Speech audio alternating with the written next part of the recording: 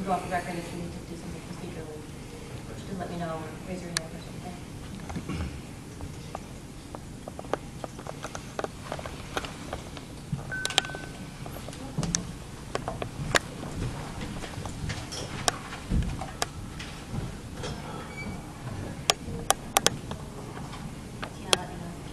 I might have to stand. I'm not that. Could raise a chair for you. Yeah, I think these are old school chairs, so we'll see.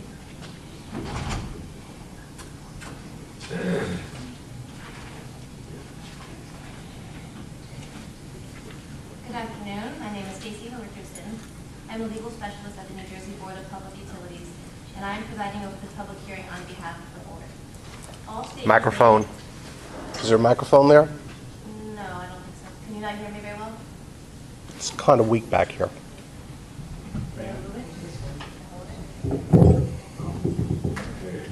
All right, I'll start over. Much better. Okay, good afternoon. My name is Stacey Richardson. I'm a legal specialist at the Board of Public Utilities, and I am presiding over this public hearing on behalf of the board. All statements made at this hearing are being stenographically recorded, from which a typed transcript will be produced and made part of the record and shall be available for review by all members of the board. The time and place for this public hearing were published in newspapers in general circulation within the service territory of Jersey Central Power and Light Company. The purpose of this public hearing is to take comments on the following petition filed by the company.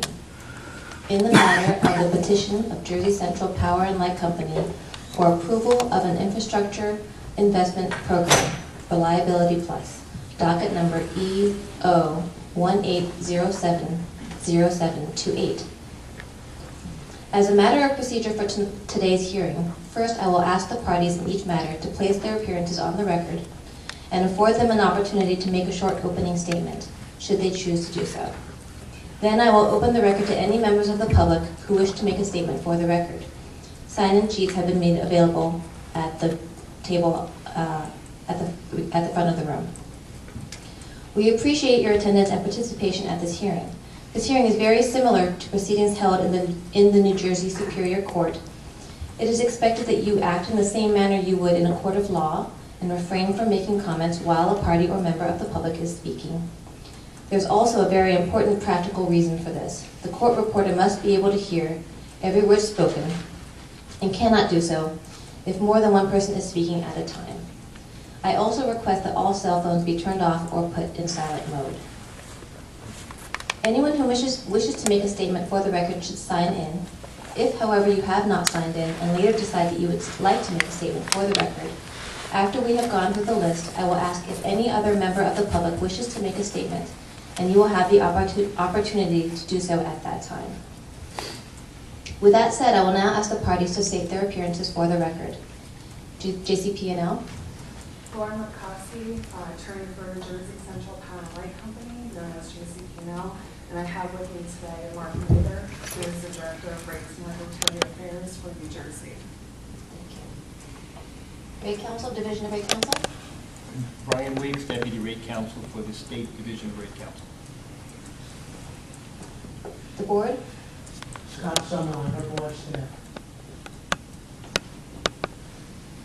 Thank you. In the order of the statement of appearances, do any of the parties wish to make a short opening statement? Yes, the company does. Good afternoon. My name is Lauren McCoskey. I am an attorney for Jersey Central Power and Light Company.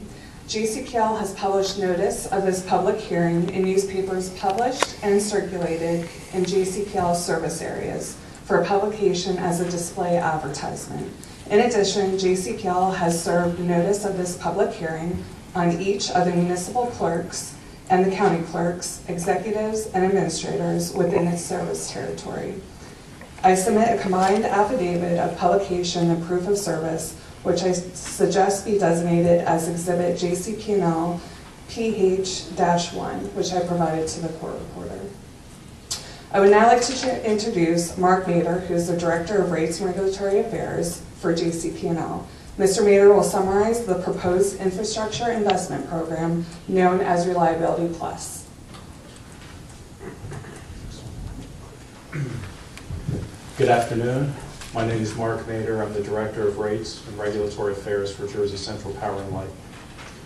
On July 13, 2018, JCP&L filed a verified petition seeking approval of its JCP&L Reliability Plus program in accordance with Rule 14:3-2A.1 of the New Jersey Administrative Code.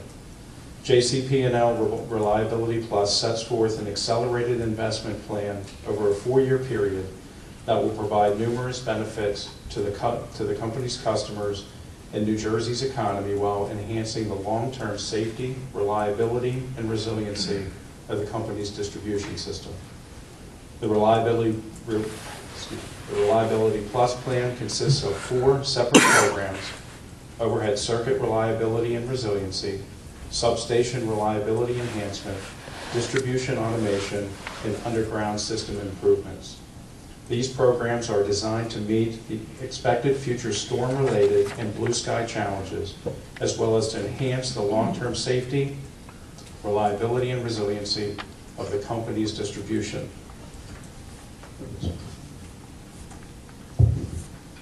system. In total, JCP&L proposes to invest $386.8 million on these programs from 2019 to 2022. As part of the Overhead Reliability and Resiliency Program, the company will address distribution system performance and damage during severe weather events by expanding its vegetation management corridors to reduce the potential for tree-related damage, which is a primary cause of outages. The company will also be replacing lateral fuses with S&C TripSaver 2 reclosers, which will enable restoration of certain customers' services as quickly as 90 seconds during normal operating conditions. The Substation Reliability Enhancement Program will enhance system resiliency, operational flexibility, and safety by constructing permanent flood walls at certain substations, replacing and upgrading certain necessary substation equipment, purchasing mobile substations, and installing strengthened security fencing.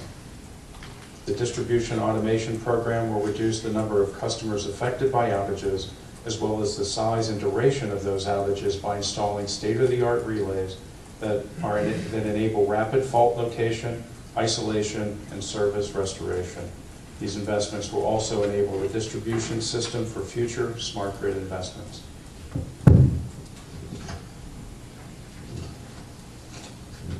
Finally, the Underground System Improvements Program will increase service reliability for customers by providing for the accelerated replacement of underground infrastructure, including underground cables and submersible transformers.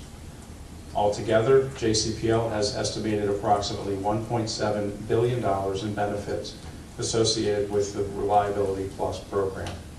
These benefits come in the form of improved service levels, reductions in distribution losses and customer outage duration, and increased job creation and economic growth. Additionally, JCP&L's investment in the state-of-the-art devices called for under this program will better prepare the company's distribution system to enable greater integration of distributed energy resources and emerging technologies being deployed in this state. The company is proposing 8 semi-annual rate adjustments over the 4-year duration of Reliability Plus. A typical full-service residential customer using the class average of 768 kilowatt hours per month paid an average monthly bill of $107.07 based on rates effective July 1, 2018.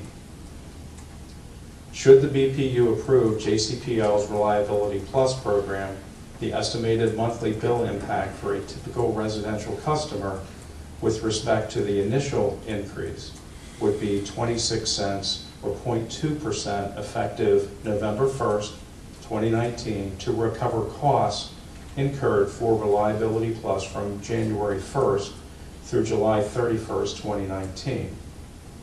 The overall rate adjustment for the 4-year Reliability Plus program would result in a cumulative monthly bill impact for a typical residential customer of $1.89 or 1.8%, resulting in an average monthly payment of $108.96.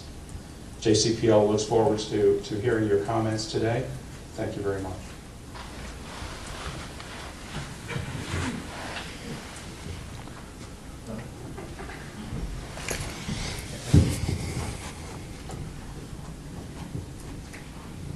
Good afternoon. My name is Brian Weeks. I'm a Deputy Rate Counsel representing the New Jersey Division of Rate Counsel. Our office was created by the New Jersey Legislature to represent all New Jersey ratepayers in matters involving public utility rates and services. On July 31st, 2018, Jersey Central Power and Light Company filed a petition and supporting documentation with the New Jersey Board of Public Utilities seeking board approval for their proposed $386.8 million Reliability Plus infrastructure investment program. The company proposes to accelerate investment in electric distribution infrastructure to meet future storm-related and blue sky challenges, as well as to enhance distribution system safety, reliability, and resiliency. The company is making this filing pursuant to the Board of Public Utilities recently adopted rules for utility infrastructure investment and recovery. The proposed program investments are broken down into 4 categories: overhead circuitry reliability and resiliency, substation reliability enhancement, distribution automation, and underground system improvements. JCP&L anticipates that the program will start on January 1st, 2019 and continue over a 4-year period. The company is seeking accelerated recovery for the $386.8 million Reliability Plus investments through semi-annual investments to its base rates. According to the company, if the program is approved as filed, the approximate net effect of the program over the 4-year period would be an increase of $1.89 on a typical residential customer's monthly bill, a maximum cumulative bill impact of approximately 1.8% of the current average monthly bill. The company is not seeking an increase in rates with this filing. Rather, the company is seeking board authorization to implement the program and to recover the costs associated with the program through the accelerated cost recovery mechanism detailed in the filing. Our office is conducting a complete investigation of the company's petition based upon the information supplied and updated by the company. We have retained the services of expert consultants to assist us in our review. Rate Counsel's inquiry is focused on the issue of whether the company's proposal allows ratepayers to pay the lowest rates possible, consistent with receiving safe, reliable, and proper service. The BPU, that is the Board of Public Utilities, will make the final decision regarding the utility's request for a base rate case adjustment. The purpose of this hearing is for you, the customer, to voice your opinion, relate your experiences, and offer comments about your utility's rates and services. This hearing is being transcribed, and your comments will become part of the record. It is important that you express your views so they may become part of the record on which the board will base its decision. Rate Counsel also needs to hear your views. I'd like to reiterate the importance of your participation so that Rate Counsel can have a clear record of your concerns and interests. On behalf of Rate Counsel, I thank you for attending this afternoon's hearing. Yeah.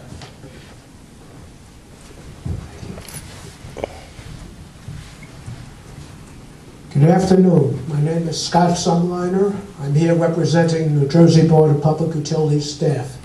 I would like to thank you all for coming and participating, and I'm looking forward to hearing your comments.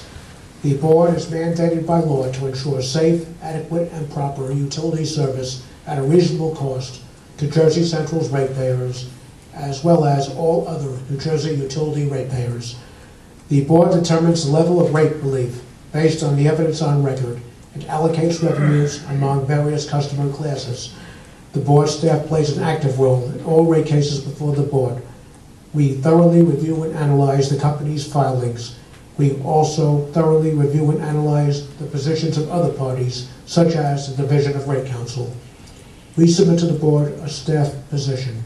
This position contains our recommendation concerning what costs are reasonable and recoverable from the utilities ratepayers.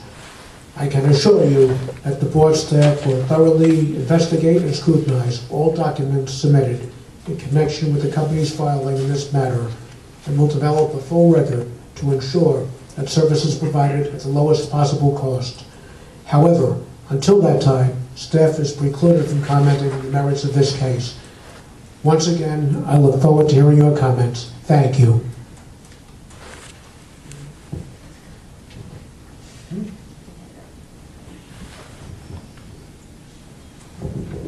Thank you. I will now open the record to take the statements of any members of the public who wish to be heard. We have 13 people who have expressed interest in commenting, so I would like to ask you to limit your comments to 5 minutes, and my colleague Scott Sumliner from the board will indicate when you have 3 minutes remaining, or when 3 minutes have expired or have passed, and when 5 minutes is up. The first speaker is Heather Hill-Falkoff. Please, when you come up, please state your name and spell it.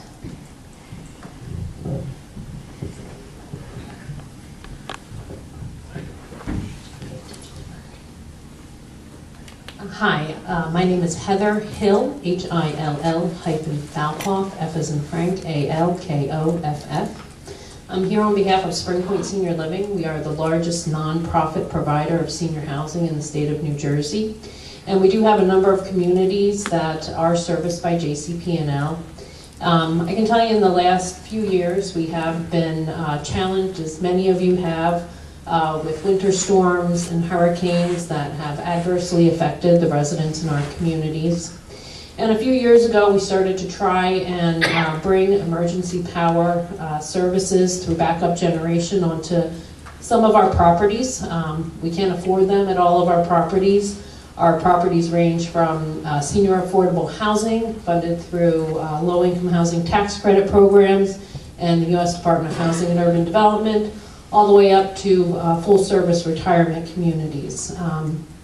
But we do have, for the most part, a very aged population with frail and elderly residents who really rely on electricity and power, and certainly heat is very important, as well as cooling in the summer. So when we are adversely affected by these power outages, it really does take a toll on our residents. So any efforts that might be made by the utility companies in order to improve the infrastructure, I think is really very important, and certainly would be welcomed, I can say, by many of our residents as well as my company. So thank you for allowing me to speak. Anthony Russo.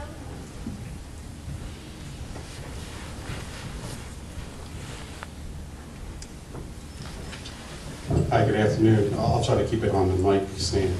It's Anthony Russo, R-U-S-S-O. I am the president of the Commerce and Industry Association of New Jersey.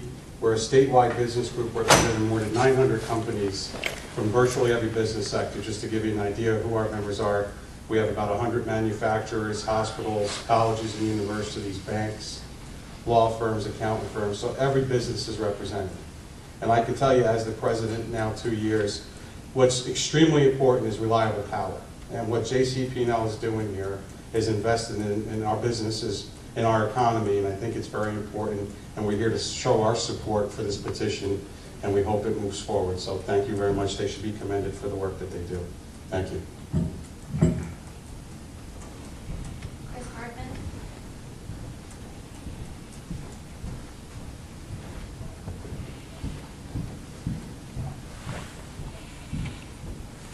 Thank you. My name is Chris Hartman. It's Hartman. And I'm the Vice President of the New Jersey Alliance for Action.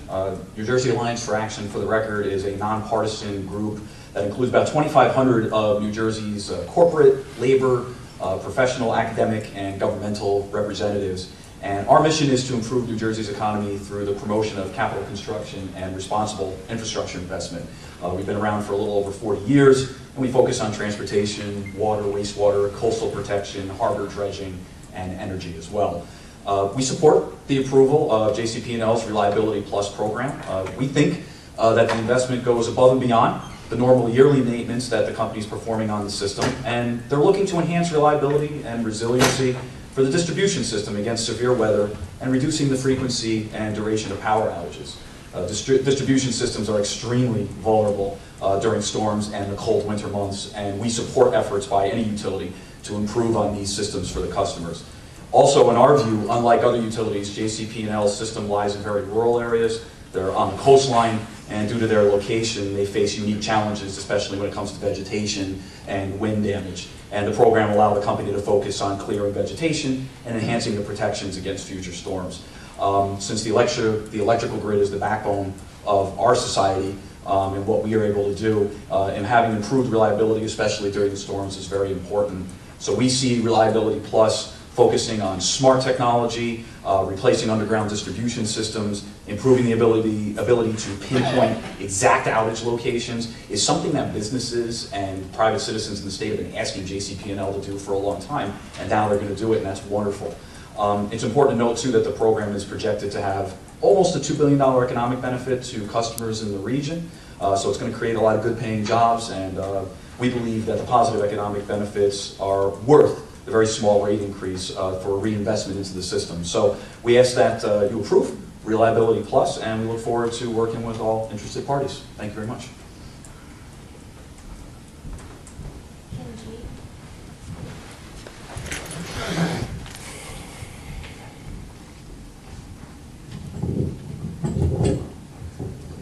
Thank you. Good afternoon. My name is Kin, K-I-N, last name G as in George, E-E.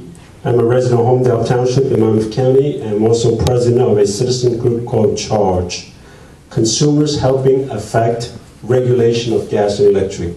CHARGE is a nonpartisan, nonprofit advocacy group that seeks to be the public voice of New Jersey's individual energy consumers. I'm here today to voice my objection to JCP&L's Reliability Plus petition. Our first concern is that while some of the projects may qualify as possible electric distribution automation investments under the rules of the Infrastructure Investment Program, a significant portion of the proposed investments appears to be normal routine maintenance and basic upkeep of the distribution system that should be performed by JCP&L when it was granted a franchise as a public utility. As an example, out of the total $387 million proposed investment, $108 million is for vegetation management or tree trimming, $20 million for lateral fuse replacement, and interesting enough, $9 million for new fences around substations. We believe that these investments should be part of a base rate filing that includes a review that the rates are just and reasonable. Our second concern is that even when allocated extra money to address reliability issues in base rate filings by the BPU, JCP&L has not demonstrated that it will actually spend the money for the intended purposes.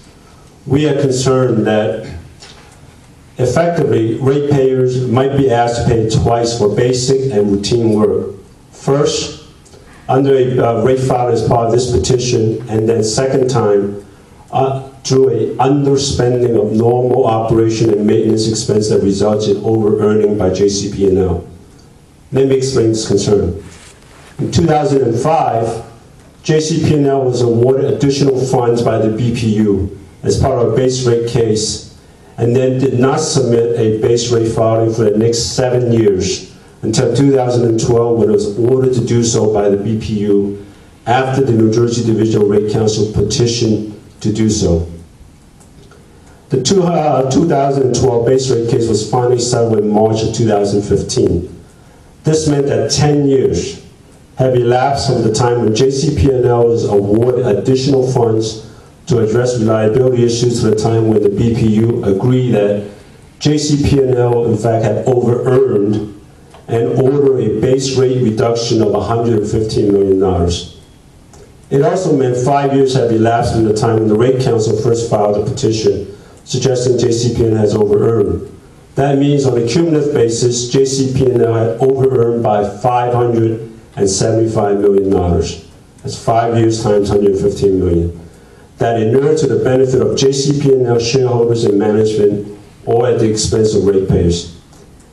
Incredibly, after not filing a base rate case for over 7 years, it was ordered to do so, finally. JCP&L came back just 1 year later and requested a rate increase of $142 million and received approval of $80 million as part of the stipulated settlement. Following that approval, JCP&L issued a press release saying, and I quote, "Overall, the increase will total $80 million and will be used to continue tree trimming, inspections of lines, poles, substations, and maintenance of newly installed equipment that enhances and modernizes the electric system," unquote. Notwithstanding this press release and according to Form 1 file, within a short 12 months, JCP&L was able to reduce its operation and maintenance expense by $96 million for the year 2017. To quote Yogi Berra, it appears that deja vu all over again. Our third concern is that the petition is financially driven in the interest of the company and at the expense of the ratepayers. JCP&L is seeking approval for semi-annual filing of the investments after they're placed in service. However, not only will this be done outside of a normal base rate filing process, but JCP&L could be allowed an extra 50 basis points over and above the allowed ROE from the last base rate case. Now keep in mind, a significant portion of the proposed investment is what we would consider as normal routine work. Finally, our fourth concern is that according to the IIP rules and as indicated in the petition, JCP&L will not be required to file a base rate case until January 2024. This means a full 7 years may elapse from the time of the last base rate case was settled. The last time that happened, JCP&L was found to have over-earned by $575 million on a cumulative basis. So related to this point is the fact that some of the investment will have the benefit of reducing operational costs for JCP&L. An example is the $20 million proposed investment for the replacement of the lateral fuses with reclosers. JCP&L has publicly stated that the break-even for the recloser is just 2 field trips by utility workers. In other words, JCP&L will recoup the cost of the recloser with just 2 safe field trips from its workers. But while customers will benefit from these reclosers, JCP&L will actually benefit financially in a significant and quick fashion.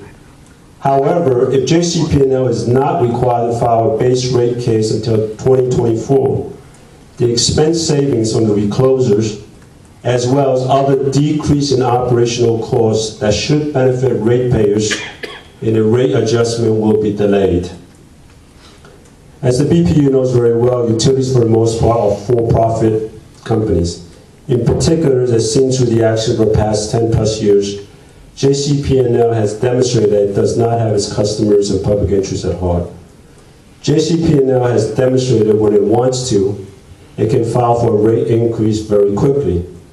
We believe that the proposed investment for a large part should be part of a normal base case and subject to review that the rates are just and reasonable. For all those concerns stated above, we urge the board to deny JCP&L's Reliability Plus petition. Thank you.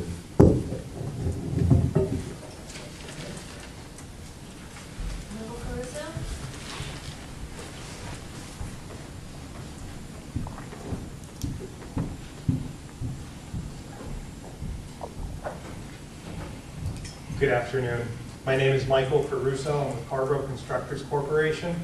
We are a third-generation family-owned heavy civil contractor that specializes in utility, environmental, and civil construction. I'm here today to support the Reliability Plus program being put forth by JCP&L because of the critical importance that electrical service is to my company, to all my employees. I am both a JCP&L customer in my business and in my home life. Over the past few years, I have seen a marked improvement in the reliability of the service I've been receiving. The outages have been much shorter, but I think to ask JCP&L to improve reliability consistently without allowing it to have the funds necessary to support that isn't appropriate. As a business owner, I understand what it means to run something for profit. And not everything is about windfall profits, but rather the ability to provide a service while also balancing the need to take care of the people that are within the organization. Knowing the people at JCP&L, I've learned that they support a lot of great people and provide a lot of great jobs. I think this Reliability Plus program is only going to serve to improve the economic state of this state, and I think that it is something that is completely necessary, given the amount of storms and issues we've seen in the coming years. So it's only going to become of critical importance. So to deny JCP&L the ability to obtain this funding that's necessary for this program would be to tie its hands. So for that reason, I support the Reliability Plus program. Just look to John. I won't be speaking at this. James Poole, Will not be speaking. Donald Giano, Jim Capo, Stephen Wortman, Will be speaking. Lee Sill, did I say that right? Lee Sill, not speaking? Wayne Mark.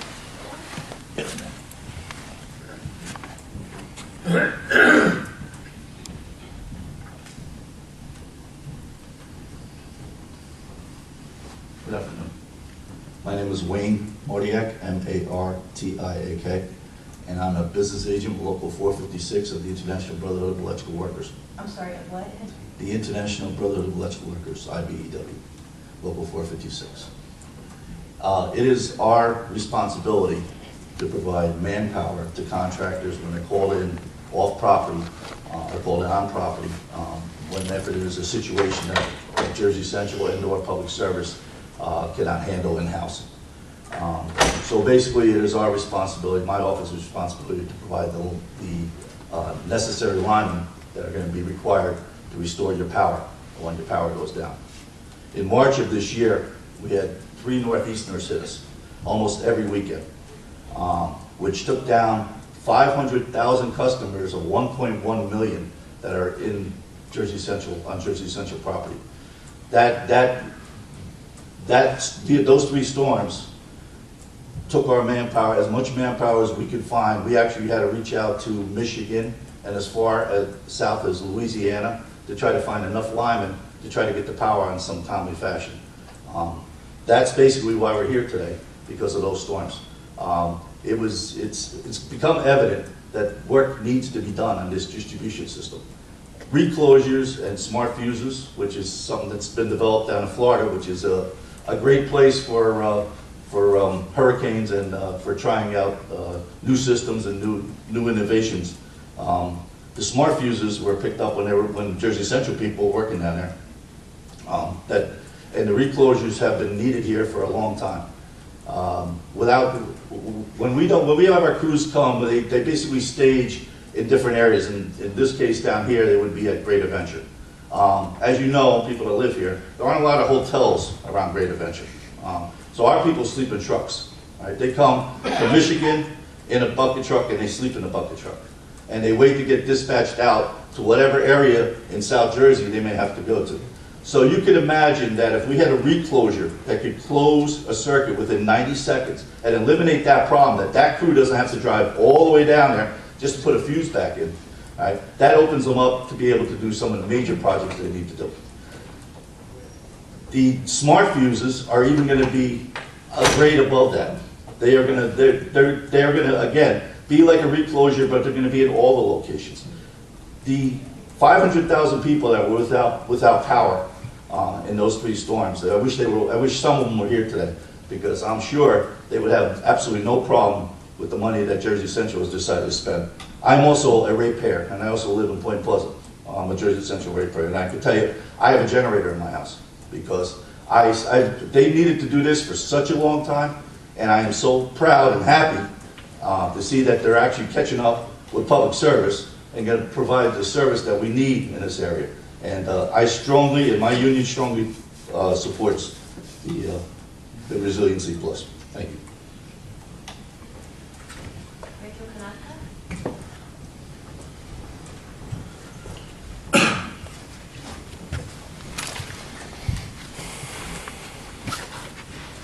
Hi, my name is Rachel Kanapka. It's K-A-N-A-P-K-A. I'm here today to comment on the Reliability Plus petition of JCP&L. I was heavily involved with the group RAGE, which formed to oppose JCP&L's MCRP, Monmouth County Reliability Project, transmission proposal of 2016. That experience gave me a whirlwind education on how our electrical system is set up and what the difference is between transmission and distribution. When the average electrical customer hears the word reliability, they think of one thing: power outages. Reliability means keeping the power on as much as possible. Our distribution system is where 99.9% of customer power outages are caused. So, when JCP&L came out with this big project, specifically meant to address distribution issues, on the surface it seems great. After all, we can all agree that fewer power outages would be a good thing. But here's the thing: while it's great to see some attention being paid to distribution, shouldn't JCP&L and First Energy have been doing this all along? Haven't we as ratepayers already been paying for these improvements for years to do this exact work? This is an ask for $387 million. It is not a small amount. I attended an information session in Homedale where reps from JCP&L presented details of this plan to the public. They did a fantastic job. There was a lot of detail given, and the initiatives, the components of their plan that they want to implement all sounded like wonderful things. I'm not arguing that these things shouldn't happen, but the bigger question is, why haven't they been happening already, and who should pay for them? JCP&L has asked and received money for distribution-related projects in the past.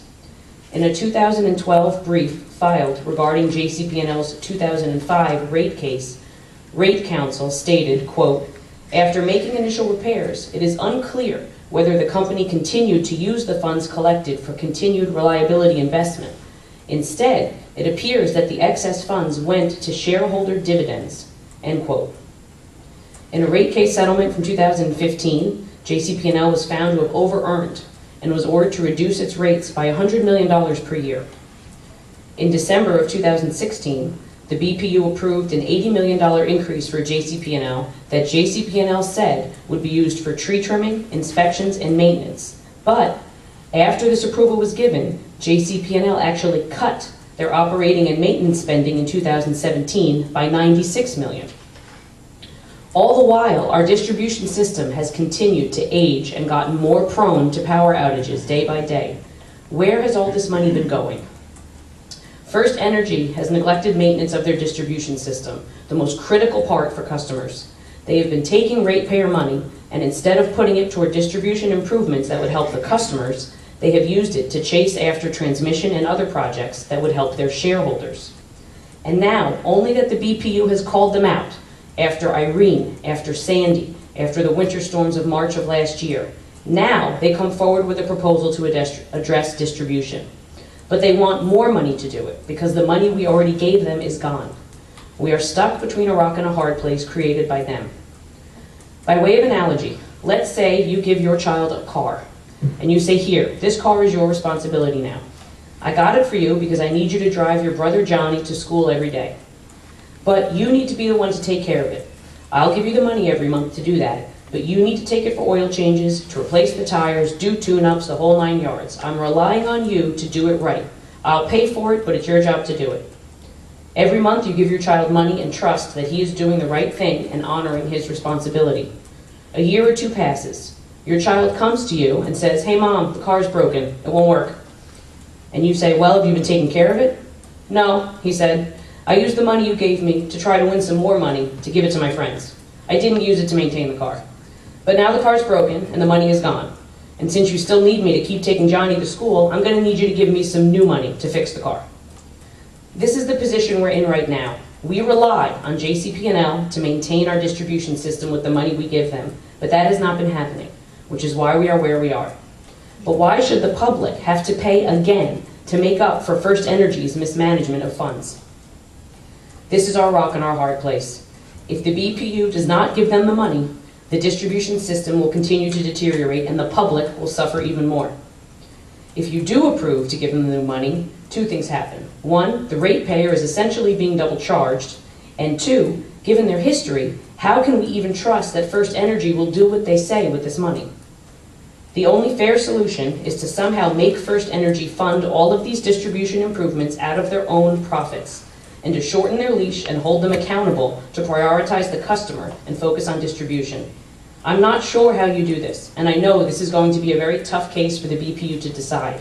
I just ask that you please prioritize the ratepayer needs in a way that does not make us pay twice, and find a way to make sure First Energy does what they say they will. Thank you.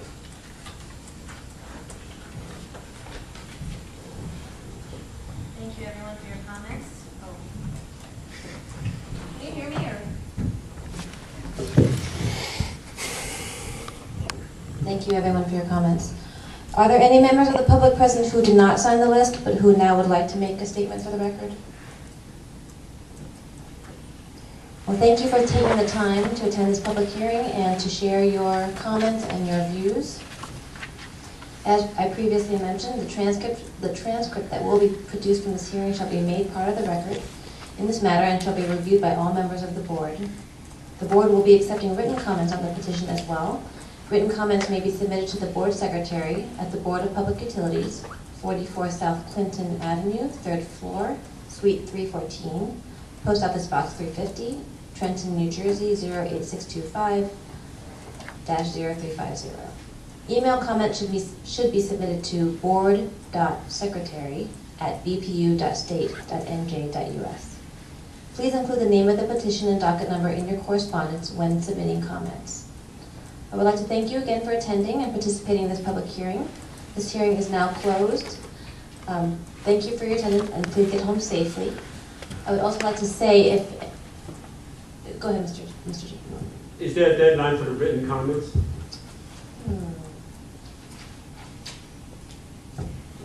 I'm not sure about that. I will, let's see. Do you know, Scott, if there's a written deadline? So none has been set out, no deadline has been set out, so that's what I know. And so I believe if no one else has any questions or comments, then this hearing is now closed. Thank you again.